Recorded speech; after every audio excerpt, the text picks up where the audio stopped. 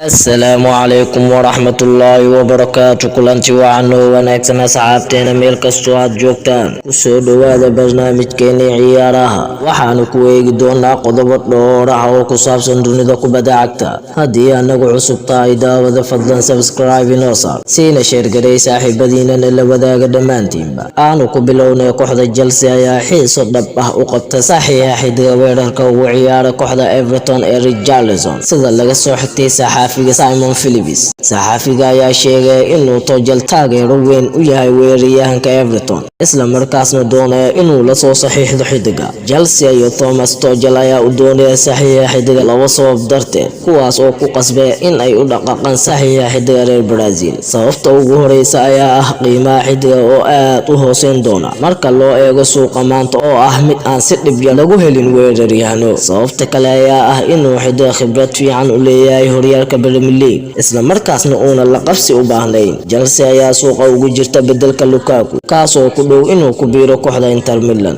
inta lagu guda jiro suuqa xagaagan isla dhanka kale Cristiano Ronaldo ayaa lagu soo waramayaa inuuna doonaynin inuu isaga tago kooxda Manchester United inta lagu guda jiro suuqa kala iibsiga xagaagan inkastoo dhawaanahan jireen warar xan ah oo ku saabsan xidiga reer Portugal Cristiano Ronaldo ayaa hal sano ugu dhimayay heshiiskiisa Manchester United waxaana si weyn loola xiriirinayay ka tagistiisa kooxda Manchester United suuqa xagaagan fashilka Manchester United ee u soo bixista Champions League ayaa keentay in uu shaki weyn galo mustaqbalka xidiga ee kooxda Manchester United laakiin sida laga soo xigtay wargeyska Sport Witness xidiga reer Portugal ayaa wax niyad ah u haynin inuu ka tago kooxda Manchester United suuqa xagaagan isla sidoo kale saxafiga arrimaha suuqa aadka waxa uu qoray Fabrizio Romano ayaa xaqiijiyay in xidiga reer Senegal iyo kooxda Liverpool ee Sadio Mane uu aad ugu dhow yahay ku biirista Bayern Munich inta lagu guda jiro suuqa kala iibsiga xagaagan xidiga reer Senegal ee Sadio Mane ayaa ka hor iyo kadib finaalkii Champions League waxa uu si maldadan u sheegay ka tagistiisa Reds dhamaadkii xilli ciyaareedkan Fabrizio Romano ayaa ku muujiyay bogiisa rasmiga ah ee Twitter-ka in heshiiska Sadio Mane uu ku socday wadada saxda ah tan iyo toddobaadkii hore saxafiga caanka ayaa intaas ku daray in Bayern Munich ay dalab cusub oo rasmi ah u gudbin doonto maamulka Liverpool si ay u helaan Sadio Mane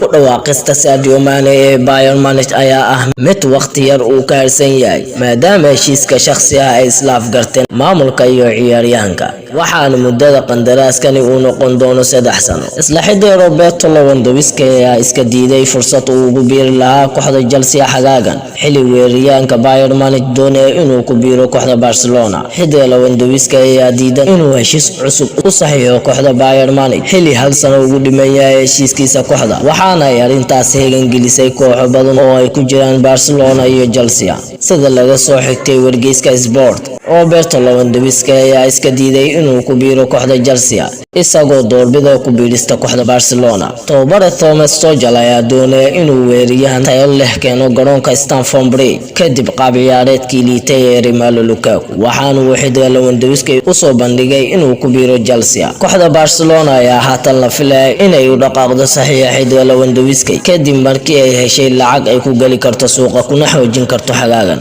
sidoo kale kooxda Chelsea ayaa lagu soo waramayaa inay si degdeg ah u diiday dalab ay Inter Milan ka gudbisay saxiixa xidiga Romelu Lukaku sida laga soo xigtay Fabrizio Romano Inter Milan ayaa kooxda Chelsea miiska u saartay dalab rasmi ah oo 5 milyan ah iyo waliba in ay dooq u haysato inay qaab toos ah ula wareegto xidiga xagaaga dambe laakiin Chelsea ayaa isla markiiba diiday dalabkaas iyadoo aanan doonaynin in ay aqbasho dalabkaas inkastoo ay diyaar u tahay inay iska fasaxdo xidiga Chelsea ayaa lagu soo waramayaa inay ugu yaraan doonayso 20 milyan oo amaah si ay u fasaxdo xidiga reer Belgium suuqa xagaagan Lukaku ayaa dhankiisa si cad u sheegay inuu doonayo ku biirista kooxda Inter Milan isla markaasna haatan ba heshiis shakhsi ah la gaaray kooxda Inter Milan intaas ayaan ku soo gabagabaynayaa wassalaamu calaykum waraxmatullaah